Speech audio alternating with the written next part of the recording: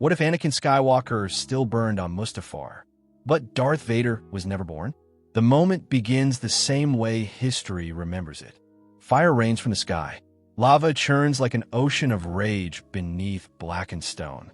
The air itself feels hostile, alive with heat and violence. Anakin Skywalker stands at the center of it all, breathing hard, eyes blazing, convinced that the galaxy has finally forced him into a corner where only power matters. Obi-Wan Kenobi looks at him and doesn't recognize the man in front of him. Not because Anakin has changed, but because everything they once were together is now buried under anger, fear, and betrayal. Every word exchanged cuts deeper than any lightsaber. Years of trust collapse in minutes. They fight like brothers who know every weakness in the other. Each strike carries memory behind it. Training sessions, laughter, shared victories, quiet moments during the war when they believed they were fighting for something good. But belief doesn't survive Mustafar. When Anakin leaps toward Obi-Wan, reaching for the high ground, it isn't confidence that drives him. It's desperation. A need to prove that the dark side was worth it, that the blood on his hands meant something.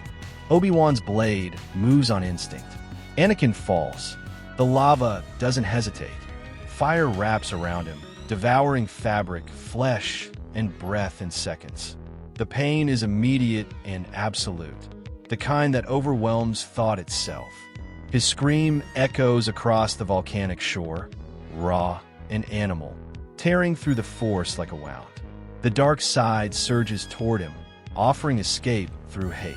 But it doesn't fully take hold. And in that split second, when Anakin is burning, screaming, and still alive, Obi-Wan feels something he will never forget. Not anger, not fear, not duty, regret. Obi-Wan stands frozen, watching the person he raised like a brother burn alive. The galaxy expects him to turn away. The Jedi Code would call this mercy through detachment. But Obi-Wan cannot move. Instead, he reaches out. The Force answers. Anakin's body is dragged away from the lava, collapsing into the ash. The flames are extinguished, but the damage is done. His breathing is shallow and broken. His skin is scarred beyond recognition. His limbs barely respond, but his heart still beats. Obi-Wan knows what this means. If Palpatine finds Anakin like this, he won't see a failure. He'll see raw material. A broken man who can be reshaped into a weapon fueled by pain. So Obi-Wan does the unthinkable. He doesn't report Anakin's death. He hides him. Anakin is transported in secret, sedated heavily, listed as a Republic casualty pulled from a battlefield no one will question. Medical droids work without pause, repairing what they can and stabilizing what they cannot. His lungs are damaged, forcing slow, labored breathing. His nerves are burned, leaving constant pain that never fully fades. Unlike Vader, Anakin is not kept alive by hatred. He's kept alive by machines and mercy. When Palpatine arrives on Mustafar, the silence unsettles him. There is no apprentice waiting in agony, no triumphant moment of rebirth. Only ash, smoke, and the faint echo of something that slipped through his fingers. For the first time in decades, Darth Sidious does not know where his future lies. The Jedi purge continues, but it is flawed. Without Vader, the Empire lacks its most terrifying symbol. Some Jedi escape who should not have. Rumors spread. Whispers of survivors begin to circulate across the galaxy. The Empire still rises, but it does so shakily, built on fear rather than inevitability. Anakin awakens weeks later. Pain greets him before memory does. Every breath burns. Every movement feels wrong. His reflection is unrecognizable. A scarred face staring back with eyes that seem too old for the body they inhabit. Then the memories return. The temple, the screams, the younglings looking up at him in trust. Padmé begging him to stop. Obi-Wan's voice breaking as he said goodbye. This Anakin does not rage. He collapses inward. Padmé survives.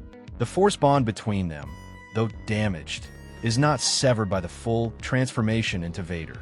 She gives birth to Luke and Leia, surrounded by Obi-Wan and Bail Organa, grief and hope tangled together. She knows Anakin is alive. She feels it distant broken but present. Yoda feels it too. The Jedi Council faces a decision no generation was ever meant to make.